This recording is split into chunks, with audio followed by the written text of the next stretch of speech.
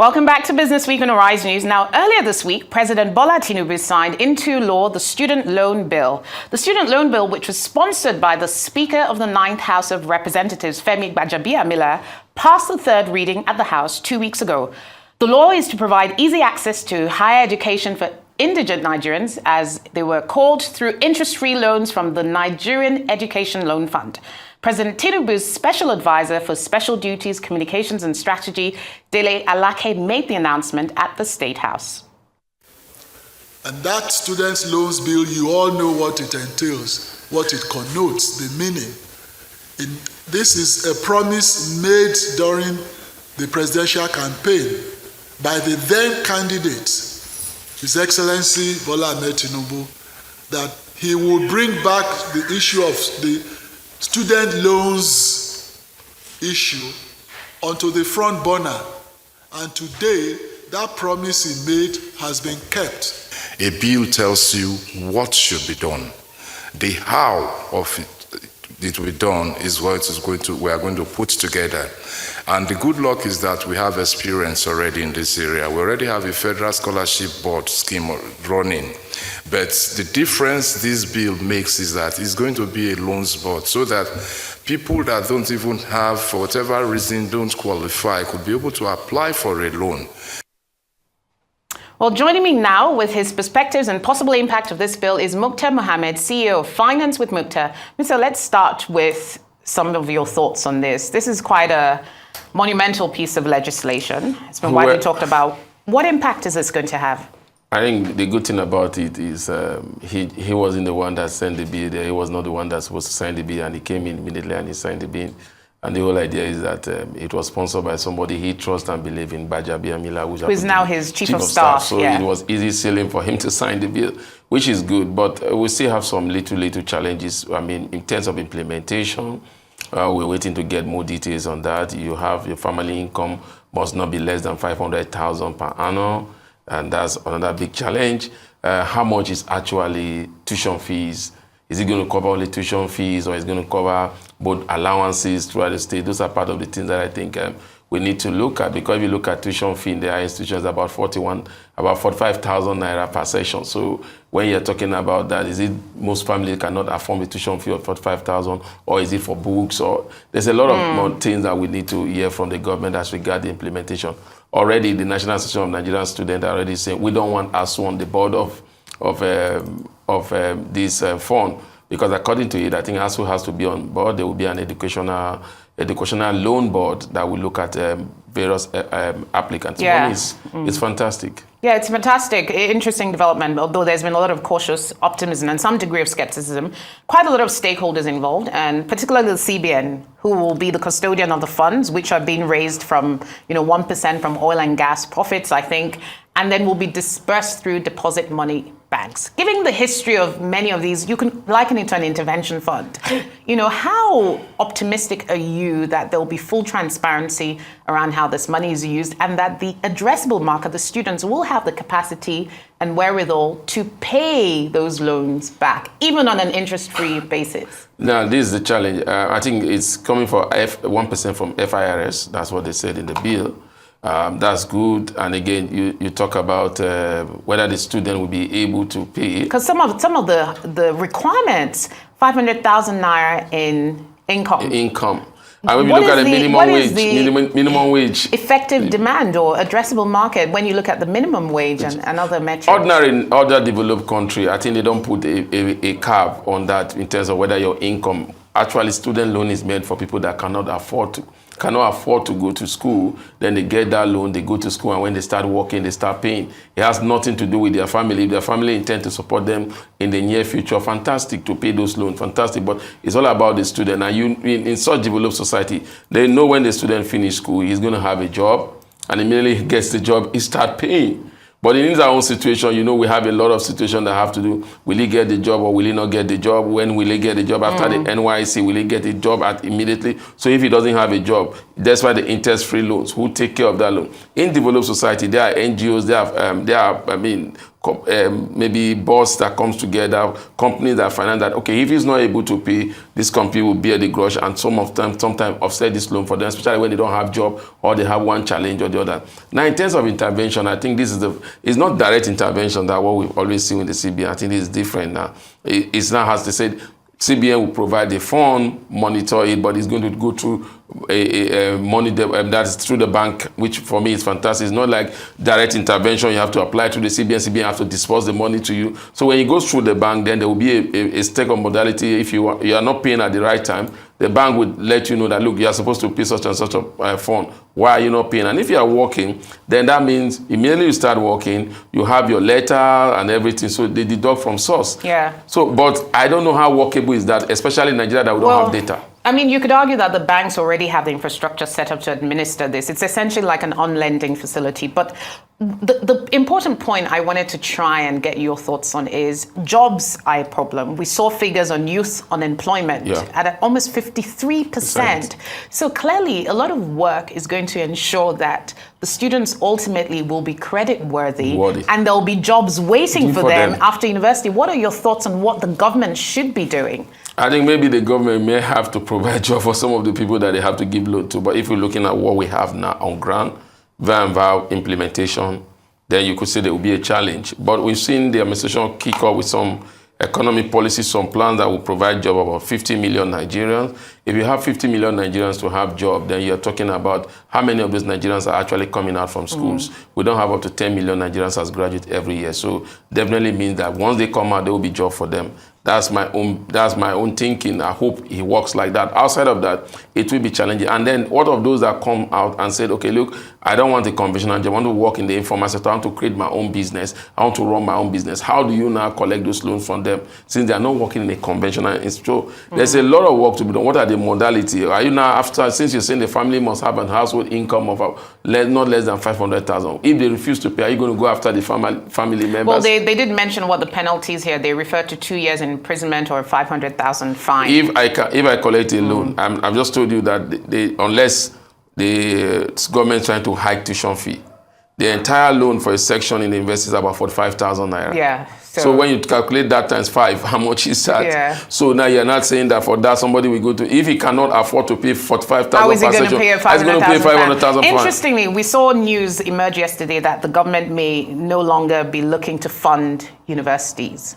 And I don't know what impact that would have. But one of the interesting things we saw, a statistic from the Development Bank of Nigeria, is just how much support and funding that the DBN has provided to SMEs. And I think beyond the job creation side is going to be the support for SMEs that will also be employers of labor. That would be fantastic if it works like that. Like ASU have raised an objection to the student loan bill that is going to be that government is planning to introduce tuition fee to the institution.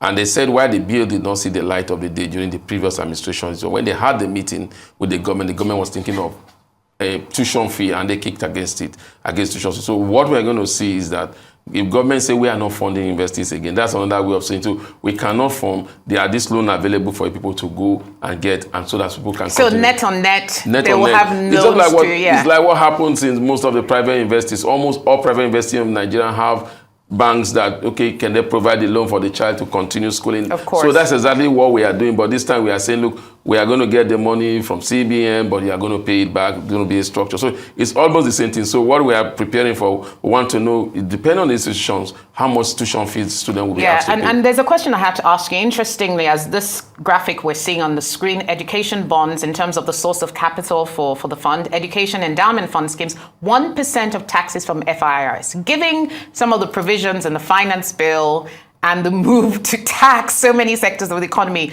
Do you see this as somewhat of the government sort of, I guess you could say, providing some sort of consolation to those who feel that perhaps our tax regime is quite onerous? So if you're putting part of the proceeds of that into something such as social infrastructure such as education, perhaps, there is a long-term development justification. Exactly. If look, Nigeria don't have problem with paying taxes. I keep saying it, but sometimes there are challenges. They can't trust who is going to spend. You need to give them value for money. You need to give them value for money. And sometimes when you look at education tax, the only time education tax has ever worked is educational, is it ET? There was a fund like that during the time we have the trust fund. Yeah, that was, and at a point it was mismanaged. So we need to get the fund that is 1%, and these are our key cash cow. And for a government that is struggling to say we don't have finance, and you said, okay, out of your cash cow, which is you are trying to develop taxes, immigration, custom, those are where you actually have your revenue. You are now going to use part of that revenue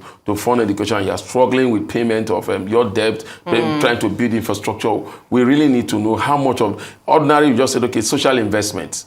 We will agree with it. And when it comes to social investment, you are not looking at the short-term gain, you're looking at the long-term future. Right. So is this going to come under social investment? So that if a child graduates from school, if a person graduates from school and is not able to pay because he's doing, will you now say, okay, you need to work for us? Those are part of the things that the government really needs to look at, because it looks good, but again, it's going to favor the middle class mostly, because those are the ones that you say, okay, they have job. The poor of the poor, and if the government say the poor of the poor is 5,000 naira, they give them for handout every month, and then you calculate that in a year, and then you now calculate it that the income must be must not be less than 500,000. Then you know that the loan is not going to go to the poor of the poor that you want, unless you are coming up with a strategy, unless you are going to have NGOs, unless you are going to have people that say, because of the performance of this student, we are going to take off his loan, we are going to pay for his loan, unless we are going to have people to take off scholarships for some of these students through the educational trust fund. For me, I think that's what the government should be looking at. I recall the National Housing Fund scheme, which was a scheme whereby the government gave funds through FMB and the Federal Mortgage Bank of Nigeria through the primary mortgage institutions to lend. And one of the main complaints was that the 15 million naira borrowing cap, after so many years, we know what house prices are saying, became redundant and irrelevant. It strikes to me that this is one of those policies that will need to evolve very quickly with market trends. I mean, what are your thoughts on that? Exactly what you just said, because again, like I said, most of these institutions will have to, the government is trying to say, we won't fund tertiary institutions like we used to fund them. So they may have to begin to put on tuition fees. Tuition fee is going to depend on the institution. They will have to set up their own tuition fee. How much of this tuition fee can they now afford, and then go to borrow, and then how much can they begin to work to pay? So we need to look at it. So the problem in Nigeria is that we are not devoid of policy. You're just talking about the National Housing Scheme. It's very unfortunate that a lot of people have not even been able to access that. In fact, they recently increased the borrowing amount from 15 million naira to 15 million naira. And again, when you look at it, most of the people that are even benefiting from that fund now are the private sector, not even the public sector that is supposed to benefit from that fund, because of a lot of bottlenecks. Is that, your employer is supposed to remit some amount of money that you're supposed to be paying for. They have not been remitting it for some time now, and when they remit it, the fund is so low because of the cadre that the person is coming from, and very soon the person will be retired. So when you set up this fund, who are we really targeting? Are we targeting the poor of the poor? Are we targeting the middle class? Or are we even targeting the rich? So we need to come up with a strategy. If you want education loan for students, then definitely that means you must target the poor of the poor so that they can be able to send their children to school. And if you come up with a benchmark of 500,000 naira per annum income, I mean, that is income in a house. We are not talking, even with the rising cost of living in Nigeria, a 500,000 naira income for a household is not able to take them now. So you are not saying they must have to be onto that level. It's a very big challenge. Even the civil service of 18,000 minimum wage, how much of their own children will be able to go to this school. Yeah, indeed. And it'll be interesting to see how the administrative structures around this work.